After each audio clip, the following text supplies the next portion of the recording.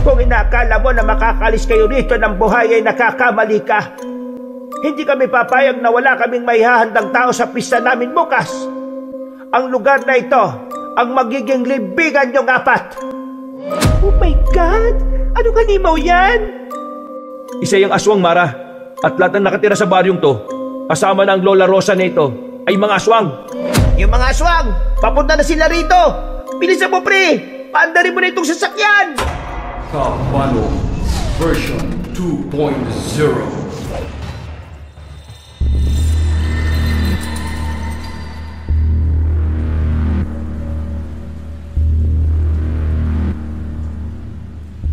Ako nga pala si Edison, 27 years old at kasalukuyang naninirahan sa Makati. Nagtatrabaho ako bilang isang gym instructor. Ang kwentong ibabahagi ko ay nangyari bago dumating ang pandemya. Nakasanayan ko ng bago o pagkatapos ng aking kaarawan ay nagsasagawa ko ng charity works. Nang mangyari itong ikukwento ko ay sinamahan ako ng mga kaibigan kong sina Mara, Rico at Jenny para mamigay ng groceries at school supplies sa isang tagong baryo sa Antique. Mula Maynila ay lumipad kami papunta sa Antique at mula roon ay umarkila kami ng isang van. Nung una, masaya pa ang aming biyahe. Panay ang kain ni Jenny ng mga mangga na may sausawang asin sa likod. Habang si Mara naman ay panay ang kuha ng picture at video para sa kanyang vlog. Ako ang nagdadrive at si Rico naman na nasa tabi ko ang kumakausap sa akin. Tawa ko ng tawa sa mga jokes niya.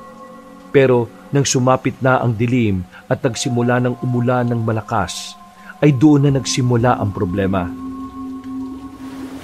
Edison, sigurado ka ba sa dinaraanan natin? Parang naliligaw na tayo ah. Wala na akong halos makita eh. Sobrang lakas ng ulan tapos isang headlight lang pala yung gumagana sa van na ito. Hindi ko kasi ito na-check bago tayo umalis kanina eh. Ano kaya kung tumigil muna tayo dito at palipasin muna natin ang ulan? Saka na lang tayo bumiyahe kapag okay na ang panahon. Hindi magandang ideya yan, Rico. Maputik na ang daan eh. At baka pag huminto pa tayo eh, malubog naman tayo sa putik. Diretsuhin na lang natin ang daan na ito. Malay nyo, makakita tayo ng mga kabahayan. Buti pa si Jenny, patulog-tulog lang sa likod. Parang isang prinsesa kung umasta. Hoy, Mara, narinig kong sinabi mo ha? Ako na naman lang nakita mo. Ano magagawa ko kung inaantok ako? Wow, talagang nagagawa mo makatulog sa sitwasyon natin ngayon? At bakit? Ano bang gusto mong gawin ko? Magdasal sa mga anito at sa mga diyosa na pahintuin ng malakas na ulan? Oo, gawin mo yung sinasabi mo para may pakinabang ka naman. Tumigil na nga kayong dalawa. Mag-aaway na naman kayo eh. Pagsabihan mo kasi yung girlfriend mo, Rico. Walang ginawa kundi ang kumain ng mangga at matulog. At bakit? Nainggit ka? Eh di kumain ka na rin ng mangga at matulog. Sa gitna ng pagsasagutan nila Mara at Jenny ay biglang minto ang sinasakyan naming van. Alam ko na nalubog sa putik ang gulong sa unahan kaya wala akong nagawa kundi ang bumaba para tingnan kung tama ang aking hinala. Hindi ako nagkamali dahil malalim na nakalubog sa putik ang unahang gulong ng van. Habang nasa labas ako at basang-basa ng ulan ay may natanaw akong maliit na liwanag sa hindi kalayuan. Naisip ko agad na baka kabahayan yon. Hindi na ako pumasok sa van. Binuksan ko na lang ang pinto sa tabi ng driver seat para sabihin sa mga kaibigan ko ang nakita ko. May nakita ko mga ilaw. Siguro mga kabahayan yon. Hindi na makakaandar itong van Kaya makasilong muna tayo sa mga tao ron. Siguro, hindi ka sure, Edison? Paano kung nag-hallucinate ka lang na may nakita ka mga bahay? Hallucinate ka dyan? Napaka-arte! Pwede ba? Huwag muna kayo mag-away na dalawa. Hindi tong oras para dyan. Dalhin nyo na lang yung mga importanteng gamit nyo. Ibalot nyo sa plastic ang cellphone nyo. Dapat talaga hindi na ako sumama rito Dapat kinaruena na lang ako sumama. Eh di sana nasa Boracay na ako ngayon at nagpa-party. Eh sana nga, hindi ka na lang sumama para wala kaming kasamang maarte. Uy! Hindi nyo ba narinig yung sinabi ni Edison? Tama na ang away. Kumilos na tayo bago pa mapuno ng tubig tong van. Hindi nyo ba nakikita? Tumataas ng tubig sa labas? Nang dahil sa sinabing yun ni Rico, ay nataranta na sina Mara at Jenny. Kahit ang totoo, hindi naman talaga bumabaha sa labas ng gabing yun. Alam kong sinabi lang yun ni Rico para kumilos na ang dalawang babaeng kasama namin. Talagang maputik lang sa labas ng sasakyan. Matapos na maihanda ang mga gamit na dadalhin namin, ay iniwanan na namin ang van. Sinuong namin ang malakas na ulan at maputik na daan. Habang papalapit kami sa mga ilaw, ay doon ko na-realize na tama ang aking hinala. Mga ilaw nga mula sa loob ng kabahayan ang aking nakita. Ilaw na parang mula sa gasera. Puro mga kubo ang mga bahay na naroon. Naisip ko na maswerte pa rin kami kasi merong malapit na baryo sa lugar kung saan na-stranded ang aming sinasakyan na van. Pinilit kong kumatok sa pinto ng isang kubo kung saan may ilaw sa loob. Kailangan na talaga namin ng masisilungan dahil basang-basa na kaming apat. Agad naman bumukas ang pinto at isang payat na matandang babae ang bumungad sa amin. Hanggang dibdib ko ang taas na matanda. Puro puti na ang mahaba niyang buhok na umaabot sa bewang niya.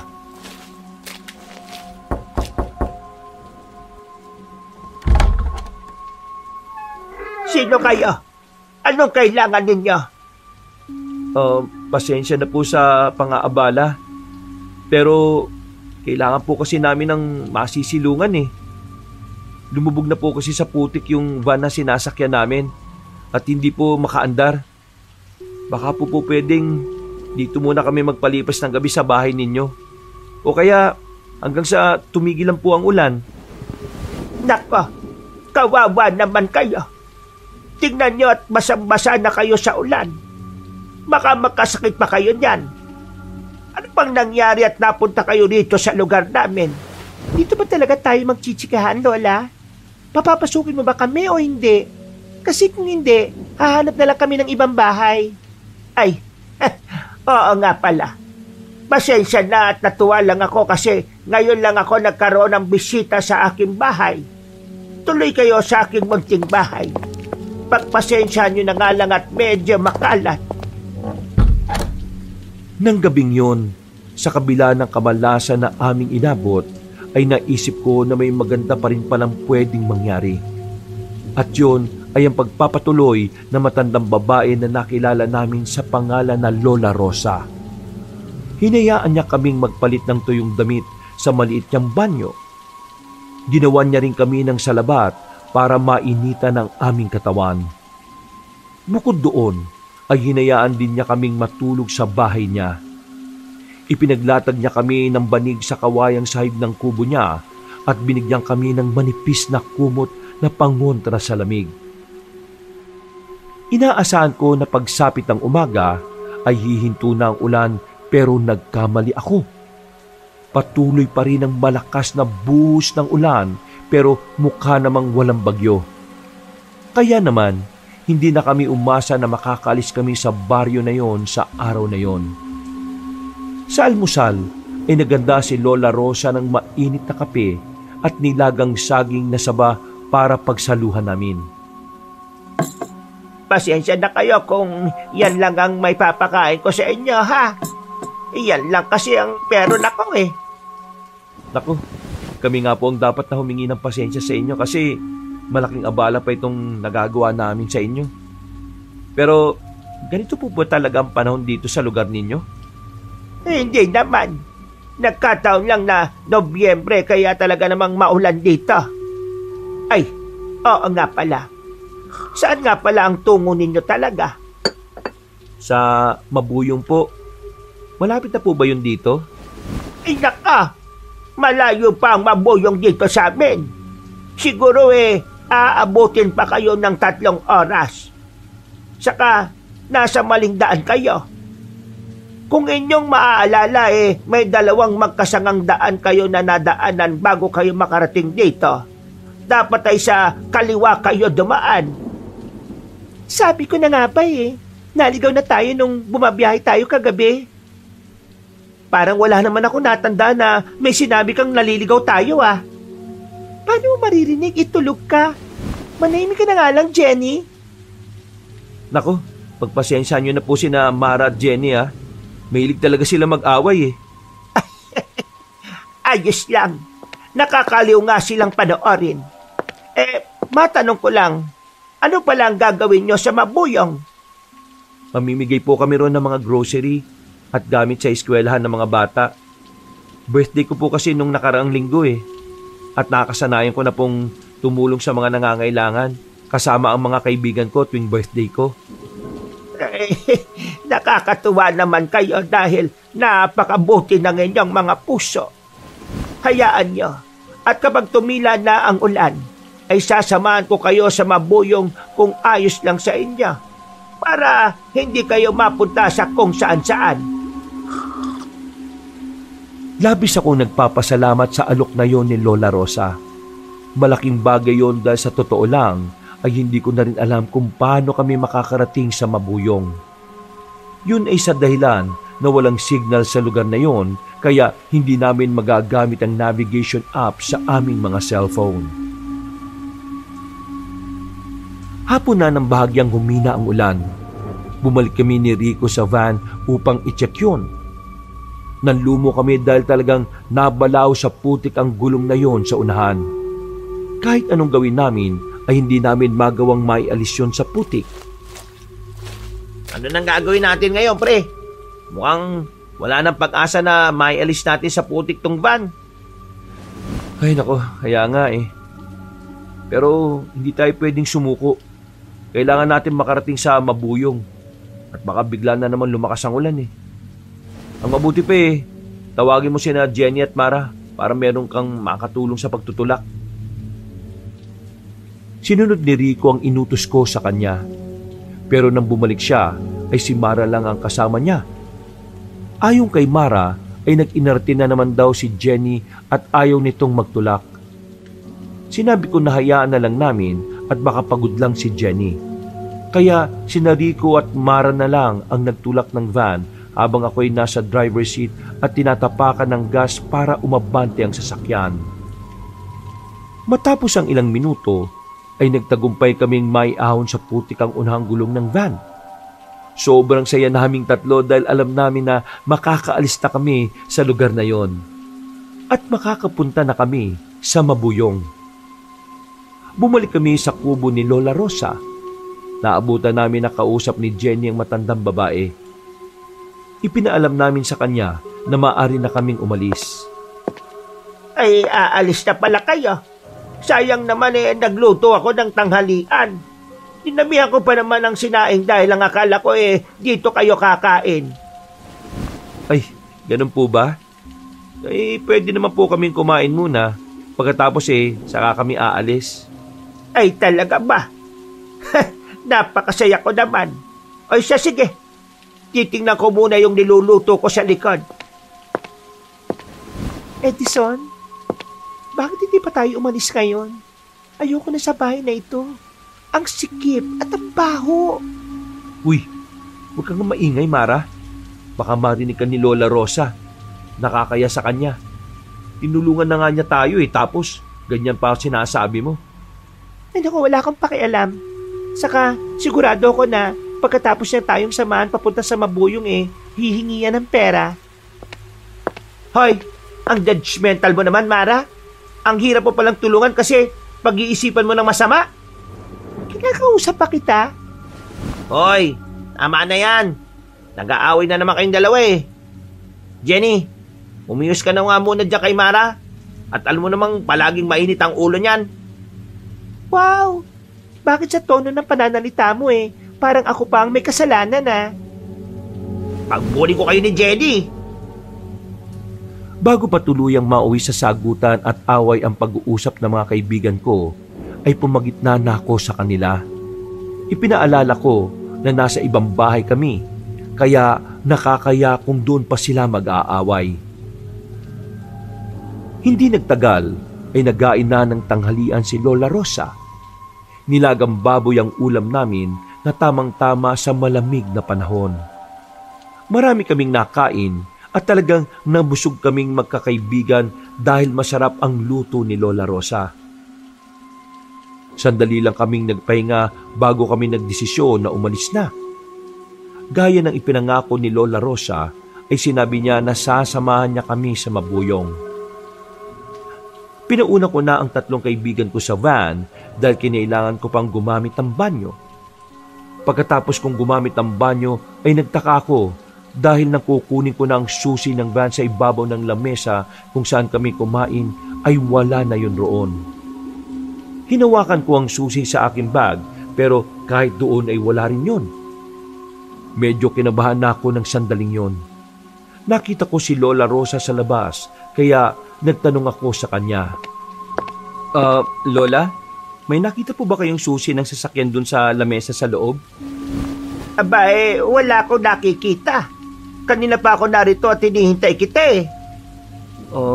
Nawawala po kasi yung susi ng sasakyan namin eh. Kung sa lamesa mo yun ipinatong, hindi naman yun mawawala ron. Baka naman kung saan mo lang nailagay na ibang lugar. Ang mabuti pa isipin mong mabuti. Inisip ko na lang ng inisip kung saan ko ba talaga inilagay yung susi, pero kahit anong pag-iisip ang aking gawin, ay sigurado ako na sa lamesa ko yun ipinatong. Tinulungan na ako ni Lola Rosa sa paghahanap pero bigo pa rin kaming makita ang susi ng van. Hindi nagtagal ay bumalik na sina Rico at Mara at Jenny sa kubo ni Lola Rosa. Nainip na kasi sila sa paghihintay sa akin. Nang malaman nila ang nangyayari ay labis silang nabahala. Tumulong na rin sila sa paghahanap pero hindi pa rin kami nagtagumpay hanggang sa pare-pareho na kaming nakatulala. Saan mo pa kasi nilagay yung susi ng van na yun, Edison? Hindi ko talaga maalala eh. Ang tanging naalala ko ay ipinatong ko yun sa lamesa na nasa loob bago ako pumunta sa banyo. Pero hindi ko alam. Naguguluhan na rin ako eh. Pasensya na guys ha. Hayaan nyo, pipilitin kong alalahanin. Paano na tayo makakalis nito kung wala tayong susi? Akala ko pa naman makakalis na tayo ngayon eh. Huwag ka mag-alala pre. Sigurado ko na nandito lang yon. Maghanap pa rin tayo mamaya. Pero halos balik rin na natin tong bahay ni Lola Rosa at hindi pa rin natin makita yung susi. Ang mabuti pa magpahinga na muna kayo at alam kong pagod na pagod kayo sa paghahanap. Huwag kayong mag-alala dahil pwede kayong manatili sa aking bahay habang hindi nyo pa nakikita ang susi na inyong sasakyan. Tamang-tama dahil fiesta dito sa Makalawa. Maabutan nyo ang selebrasyon namin dito ng fiesta. Aba, magandang ideya yan Matagal-tagal na rin akong hindi nakaka-experience ng fiesta paano yung mga grocery at school supplies na ipamimigay natin sa Mabuyong? Dito na lang natin ipamigay. Kesa naman, pilitin natin na makalis ngayon. May stress lang tayo. Ano sa tingin mo, Edison? Kung papayag sina Jenny at Mara sa sinasabi mo, ayos lang din sa akin. Pumayag sina Jenny at Mara na sa lugar na yun na lamang namin ipamigay ang mga dala naming groceries at school supplies. Nagkasundo kami na gagawin namin yon sa mismong araw ng fiesta. Labis na natuwa si Lola Rosa. Habang ako ay tinanggap ko na lamang na hindi na kami makakapunta sa Mabuyong dahil sa mga aberyang nangyari. Matapos yun ay naisipan namin ni Rico na maglakad-lakad sa baryo. Tumila na ng tuluyan ng ulan kaya maaari na kaming lumabas. Sa aming paglalakad ay napansin namin na pinagtitinginan kami ng mga tao. Kakaiba sila tumingin. Masyadong malalim. Hindi ko maintindihan kung galit ba sila sa amin o sadyang bago lang kami sa kanilang paningin kaya ganoon ang tingin nila sa amin ni Rico. Grabe naman makatingin ng mga tao rito. Parang kakainin tayo ng buhay, yo. Inikilabutan ako sa kanila, Edison. Huwag kang hang OA. Malamang, bagong mukha tayo dito at hindi nila tayo kilala. Kahit na ba? Iba pa rin yung dating sa akin ng mga tingin nila Pwede bang bumalik na tayo sa bahay ni Lola Rosa? Nang makabalik na kami sa bahay ni Lola Rosa, ay naabutan namin si Jenny na kausap na naman ng matandang babae. Hinaplos ni Lola Rosa ang tiyan ni Jenny. Nang makita kami ni Jenny, ay nagmamadalitong lumayo at ipinagtaka ko. Sinundan ko si Jenny at naisipan kong kausapin siya. Simula kasi nang umalis kami sa Maynila, ay napansin kong parang balisa siya. Jenny, okay ka lang ba? May problema ka ba? Wala. Medyo bothered lang ako kasi hindi natuloy yung plano natin na magpunta ng Maboyong Ako nga rin Pero iniisip ko na lang na baka may dahilan kung bakit tayo nasa lugar na ito. Baka mas kailangan ng baryong ito ang tulong natin, di ba? Saka kahit saan lugar naman tayo magpunta, ang mahalaga ay nakatulong pa rin tayo. Pagsapit ng dilim, matapos naming maghapunan ay wala na kaming ibang pwedeng gawin kundi ang matulog. Habang magkakatabi kami sa banig, ay hindi ko magawang makatulog dahil kakaiba ang pakiramdam ko ng gabing yon. Malinsangan na hindi ko maintindihan. Lumabas ako para magpahangin. Kahit papaano ay nabawasan ang init na nararamdaman ko dahil malamig ang hangin sa labas. Hindi naman ako nagtagal sa labas at makalipas ang ilang minuto ay bumalik na ako sa loob ng kubo. Para akong binubuhusan ng malamig na tubig nang makita ko na may isang nakakatakot na nilalang ang nakadukwang kay Jenny. Noon lang ako nakakita ng ganun nilalang. Mahaba ang kuko niya. Meron siyang matutulis na ngipin at namumulang mga mata. Pagkakita sa akin ng nilalang ay galit na galit yung umangil. Hindi ko napigilan ang sarili kong sumigaw. Tila nataranta ang nilalang at mabilis yung tumalon palabas sa nakabukas na bintana. Nang magising ang mga kaibigan ko, ay wala na ang nakakatakot na nilalang. Nanginginig ang buong katawan ko sa labis na takot. Ano ba, Edison? Bakit ka ba sumigaw? Nakakaistorbo ka ng tulog Alam mo ba yon? May nakita kong parang halimaw sa tabi ni Jenny. Pero mabilis siyang lumabas sa bintana. Ano? Nagpa-prank ka ba? Kung prank yan, hindi nakakatuwa Mabibitin ng beauty rest ko sa iyo Totoo naman ang sinasabi ko Pare, alam kong pagod at stress ka dahil sa nawawalang susi ng van. Huwag mo na masyadong isipin yon kasi tingnan mo kung ano-ano nang nakikita mo Magpapakita rin ang susi na yon kapag hindi natin hinanap. Sige na, umiga ka na at matulog ka na. Dahil sa sinabing yon ni Rico, ay nagduda ako kung totoo ba ang nakita ko o likha lamang yon ng aking imahinasyon. Pero kung imahinasyon lamang yon, nakakapagtaka na napakalinaw ng imahe ng halimaw na aking nakita. Ganun pa man, mas pinili kong isipin na hindi totoo ang aking nakita sa loob ng bahay ni Lola Rosa.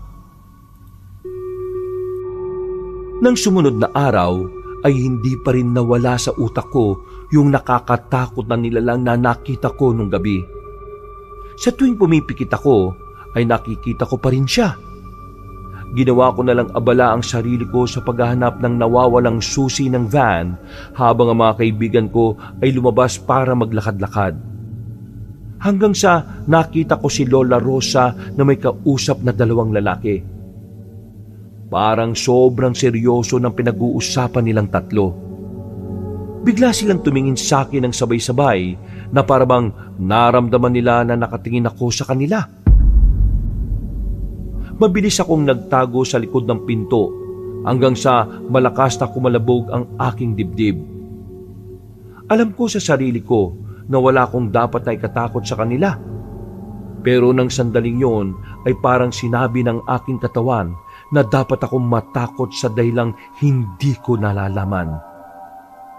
Kinagabihan, oras na naman ng aming pagtulog. Sa aming magkakaibigan ay ako lang ang hindi makatulog. Aminado ko na inaantok na ako pero parang may kung anong puwersa ang pumipigil sa akin na pumikit. Hanggang sa nagdesisyon akong lumabas para gumamit ng banyo. Ilang minuto rin ang itinagal ko sa banyo na nasa likod ng kubo. Pabalik na sana ako sa kubo nang may marinig akong boses ng lalaki sa loob ng bahay. Sumilip ako sa siwang ng dingding ng kubo at nanlaki ang aking mga mata nang makita ko na meron dong 3 lalaki na buhat-buhat ang mga kaibigan kong walang malay.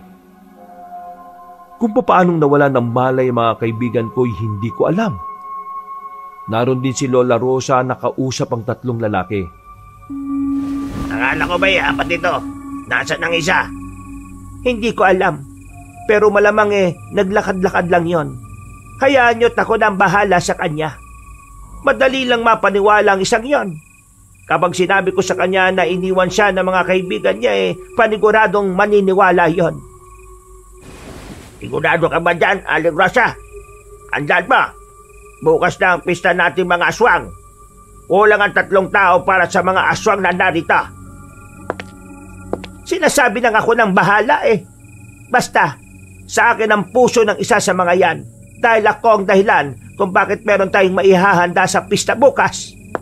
Ay, oo nga pala. Buntis ang isang babae dyan. Yung nakasuot ng pula.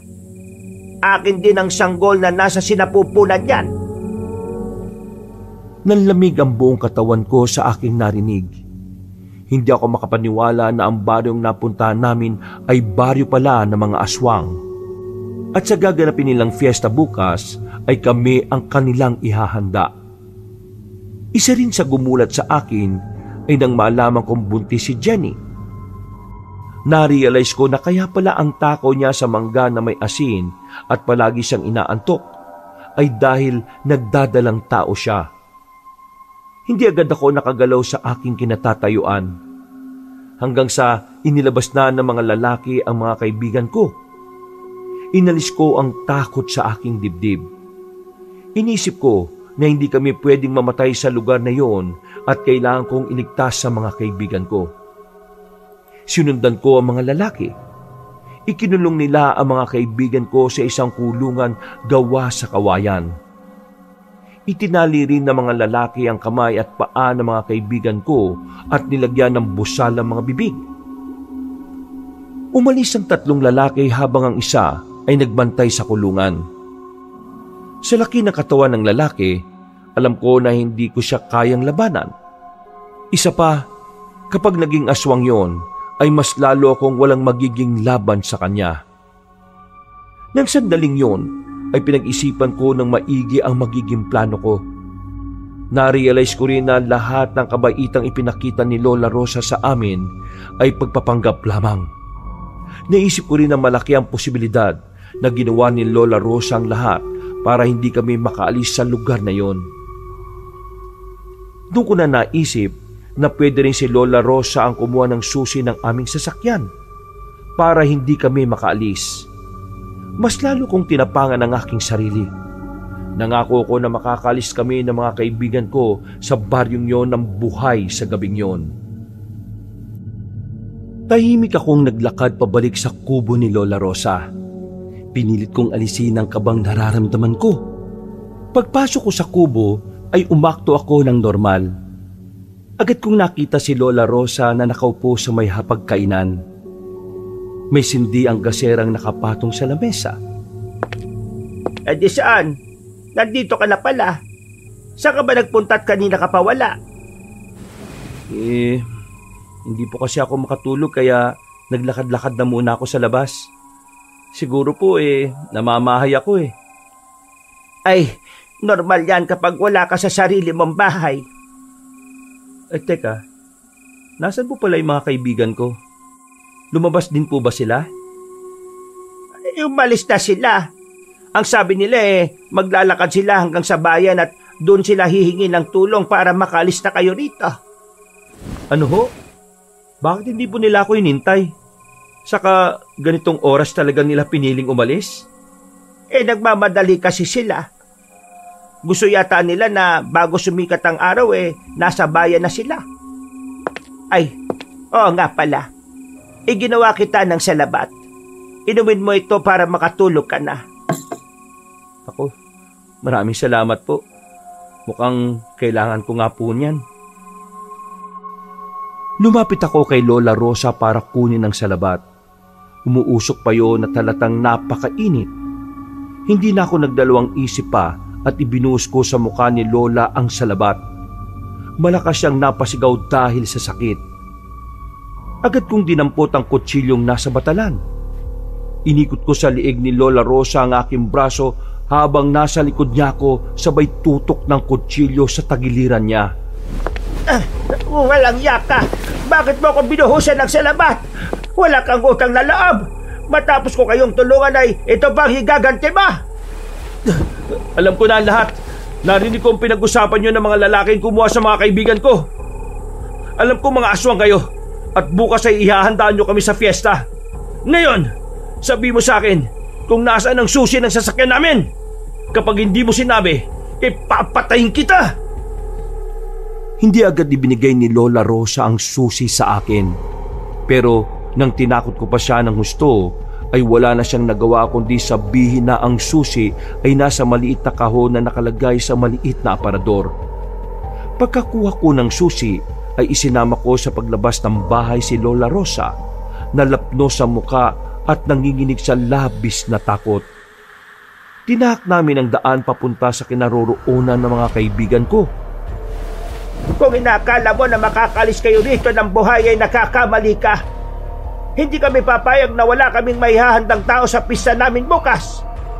Ang lugar na ito ang magiging libigan niyong apat.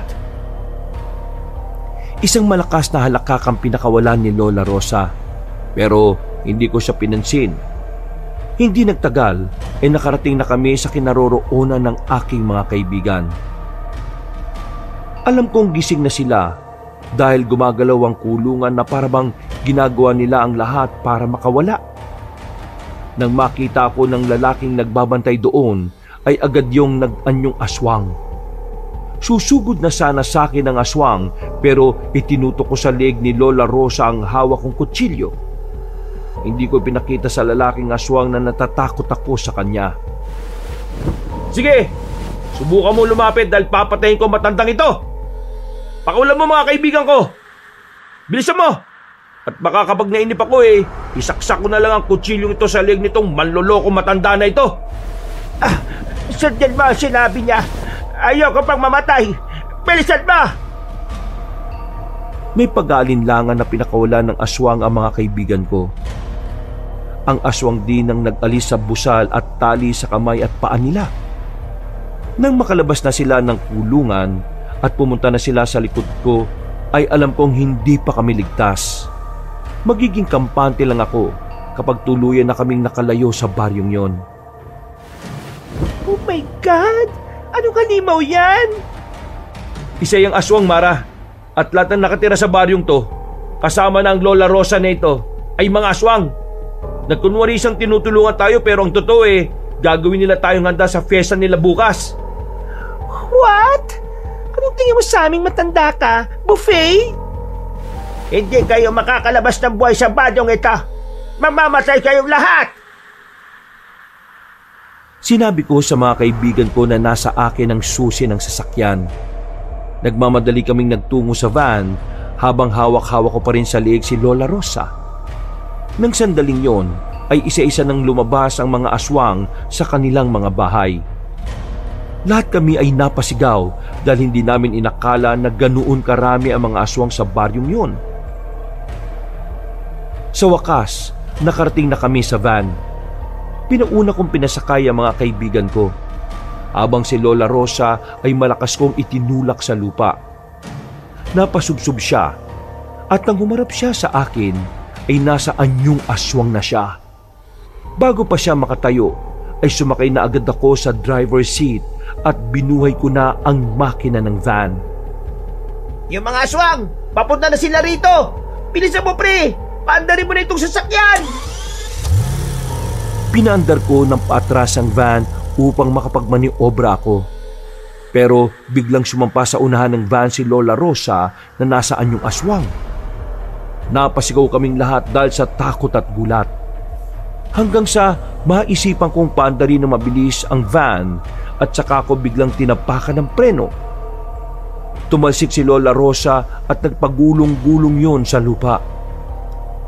Sa bilis ng pagtakbo ng mga aswang ay nakarating na ang mga yon sa van. May mga sumampa sa ibabaw at meron ding sinusuntok ng malakas sa mga bintana.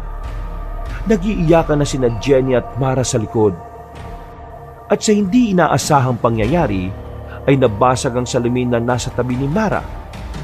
Isang aswang ang humila sa buhok ni Mara at pilit itong hinihila palabas. Biglang kinuha ni Jenny ang isang plastik ng asin kung saan ito sinasawsaw ang mangga at sinabuyan nito ng isang dakot ng asin ang aswang na may hawak kay Jenny. Nakita ko kung paanong nilusaw ng asin ang balat ng aswang. Yung asin! Nasasaktan ng mga aswang sa asin! Alam ko! Sinabi sa akin yan ng lola ko sa probinsya namin. Are, umalis na tayo dito. Masyadong marami ang mga aswang na yan sa isang plastic na asin na meron tayo. Nang sandaling yun ay mariin kong tinapakan ng gas at sinagasaan ko ang mga aswang na nasa unahan ng sasakyan. Matapos yun ay inatrasan ko naman ang mga nasa likuran. Nang nakapagmaniobra na ako ay pinaekis-ekis ko ang takbo namin upang malaglag ang mga aswang na nasa ibabaw ng van. Hindi nagtagal ay tuluyan na kaming nakalayo sa mga aswang at doon ko na ginawang normal ang aking pagmamaneho. Wala na ba sila? Wala na. Masyado na tayong malayo para maabutan pa nila. Ay nako, thank you Lord. Akala ko talaga katapusan ko na eh. Magpasalamat din tayo kay Edison kasi iniligtas niya tayo. Maraming salamat pre ha. Kahit alam ko na pwede ka nang tumakas hindi mo ginawa at binalikan mo pa talaga kami. 4 tayong pumunta sa baryong yon, kaya 4 din tayong aalis. Hindi ko kayo pwedeng pabayaan dahil sa mga kaibigan ko kayo. Habang patuloy akong nagdadrive, ay unti-unti ko nang nararamdaman na ligtas na kami. Labis akong nagpasalamat sa Diyos dahil hindi niya hinayaan na maging handa kami ng aking mga kaibigan sa fiesta ng mga aswang. Higit sa lahat, nagpasalamat ako dahil buhay kaming nakaalis sa baryong yon. Nang makabalik na kami sa Maynila, ay doon na ipinagtapat ni Jenny na buntis siya at ang ama ay si Rico. Maging si Rico ay nabigla, pero nangako ito na pananagutan nito si Jenny. Hindi nagtagal ay nanganak na si Jenny at siyempre ninong at ninang kami ni Mara ng binyagan ng sanggol. Magpahanggang ngayon ay malinaw pa rin sa alaala ko ang nakakatakot na karanasan namin ng mga kaibigan ko sa baryong yon. Wala kong ideya kung hanggang ngayon ay nasa baryo na yun pa rin ang mga aswang na nakainkwentro namin. Hindi na kami nagkaroon ng lakas ng loob na bumalik pa roon at wala rin kaming pinagsabihan sa mga nangyari dahil duda kami na merong maniniwala sa amin. Kaya ang pangyayaring yon ay nanatili na lang sa aming 4 na magkakaibigan. Wakas,